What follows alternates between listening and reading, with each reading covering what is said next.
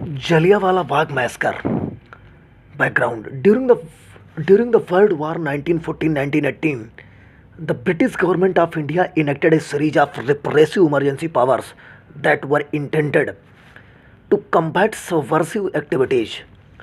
By the war's end, expectations were high among the Indian people that those measures would be eased and that India would be given more political autonomy.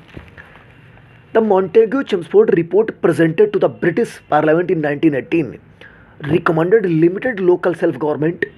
Instead, however, the Government of India enacted what came to be known as the Rowlatt Act in early 1919, which essentially extended the repressive wartime measures.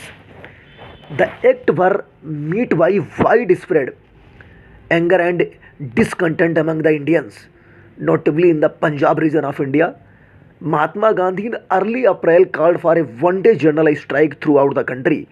In Amritsar, the news that prominent Indian leaders had been arrested and banished from that city resulted in mass protest. Okay, the arrest and vanishing of Saifuddin Kichlu and Satyapali sparked protest on April 10, in which soldiers fired upon civilians. Okay, buildings were looted and burned, and angry mobs killed several foreign nationals and severely beat a Christian missionary.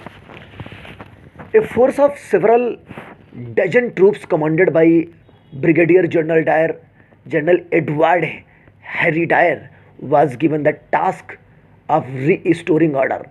Among the measures taken was a ban on public gathering, the massacre, which was massacre. On April 13, 1919, Baisakhi Day, following unrest in Amritsar after protests against the Rowlatt Act, a large but unarmed crowd had gathered in the Jallianwala Bagh to protest against the arrest of their popular leaders. General Dyer decided to terrorize the people of Amritsar into complete submission. Jallianwala Bagh was a large open space which was enclosed on three sides by buildings and only one exit.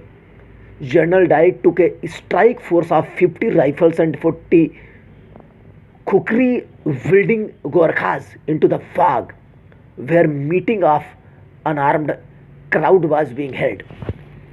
Immediately without the warning, he ordered fire to be opened on the crowd. The firing was deliberate and targeted using powerful rifles at virtually point blank range. They fired till their ammunition was exhausted. Thousands were killed and wounded. After this massacre, martial law was proclaimed throughout the Punjab and the people were submitted to the most uncivilized atrocities. Okay. And what was its impact? What was Jallianwala Bagh's impact? The massacre, followed by the pricing and rewarding of its perpetrators, perpetrators, General Dyer by the British public removed all illusions about being British rule in the country. It also marked the start of a liberation struggle like no other under Mahatma Gandhi. Popular shock was expressed by the great poet of humanist Rabindranath Tagore, who renounced his knighthood achievement in the protest.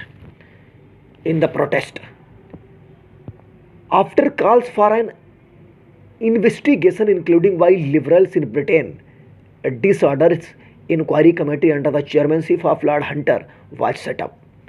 The committee selectively criticized Dyer but let off the Lieutenant Governor Michael Dyer. Okay, the conservative lords, however, took a different track and criticized the government for being unjust to the offer. Similar sentiments in Dyer's favor came from the right wing press. The Morning Post started a fund for him, which collected £26,000 as well as from conservative sections of the public who believed he had saved India for the empire. So this concludes passing. Thanks for watching.